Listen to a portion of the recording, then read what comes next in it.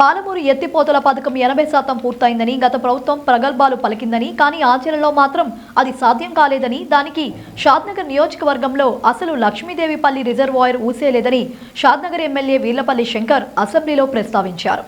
పాలమూరు వలసల జిల్లా అని గత ప్రభుత్వాలు ప్రగల్భాలు పలికాయని దీనికోసమే పాలమూరు ఎత్తిపోతల పథకాన్ని చేపట్టినట్లు చెప్పిన మాజీ ముఖ్యమంత్రి కేసీఆర్ దానిని ఆచరించడంలో మాత్రం విఫలమయ్యారని విమర్శించారు. షాద్నగర్ ప్రజలు సాగు తాగునీరు లేక ఇబ్బందులు ఎదుర్కొంటున్నారని సభ దృష్టికి తెచ్చారు. నియోజకవర్గంలో దాదాపు 1800 డబుల్ బెడ్రూమ్ ఇండ్లు పంపిణీకి నోచుకోలేదని పేర్కొన్నారు. ఎన్నికల సందర్భంగా హడావిడి చేసి గత ప్రభుత్వం ఎన్నికల్లో ఓటు లబ్ధి పొందేందుకు నామమాత్రంగా ప్రారంభోత్సవాలు చేస్తుందని ఆ తర్వాత ఎవరికీ ఇళ్లను కేటాయించలేదని విమర్శించారు. డబుల్ బెడ్రూమ్ ఇళ్ల నిర్మాణం కూడా నాసిరకంగా ఉందని ఫిల్టర్ ఇసుకతో ఇండ్లు నిర్మించినందుకు పగుళ్లు ఏర్పడ్డాయన్నారు.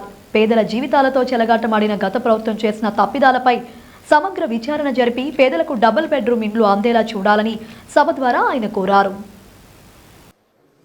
పాలమూరు జిల్లా వలసల జిల్లా అని ఎంతో రాజకీయ నాయకులు ప్రగల్భాలు వలుకుతూ ఉంటారు, చెప్తా ఉంటారు. కానీ తెలంగాణ వచ్చిన తర్వాత పాలమూరు ఎత్తిపోతల పథకం గౌరవ మాజీ ముఖ్యమంత్రి వర్యులు చెప్పారు. కానీ ఈరోజు అది కార్యరూపం దాల్చుకోలేదు అధ్యక్ష. పాలమూరు ఎత్తిపోతల పథకం పూర్తయితే షాద్నగర్ కూడా తాగునీటికి సాగునీటికి కటకట ఉంది అధ్యక్ష.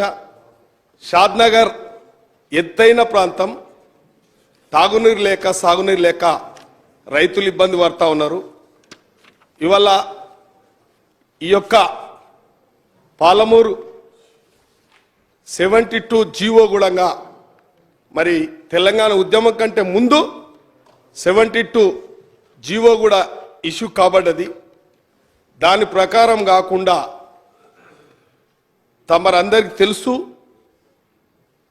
ఆ కార్యక్రమం మరి 5 లిఫ్టులు 6 రిజర్వాయర్లు అని చెప్పి గత ప్రభుత్వం ప్రారంభించారు. కానీ మరి లక్ష్మీదేవిపల్లి ప్రాజెక్టు రిజర్వాయర్కు ఎలాంటి పనులు చేపట్టలేదు, దానికి డబ్బులు కూడా కేటాయించలేదు, ఊసు కూడా లేదు దానికి.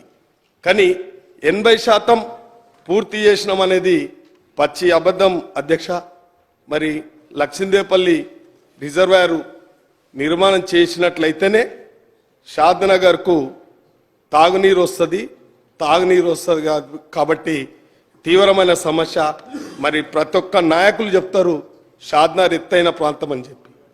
మరి ఆ ప్రాంతంలో రాష్ట్ర ప్రభుత్వాన్ని కూడా మరి ట్యాక్స్ల రూపంలో పెద్ద పెద్ద ఇండస్ట్రీలు ఉన్నాయి అధ్యక్ష. మరి రెవెన్యూ కూడా వస్తుంది. కానీ మన మౌలిక వసతులు, నీటి వసతులు ఇప్పటి వరకు కల్పించలేదు అధ్యక్ష. మిషన్ భగీరథ ఉంది, అది అస్తవ్యస్తంగా ఉంది అధ్యక్ష.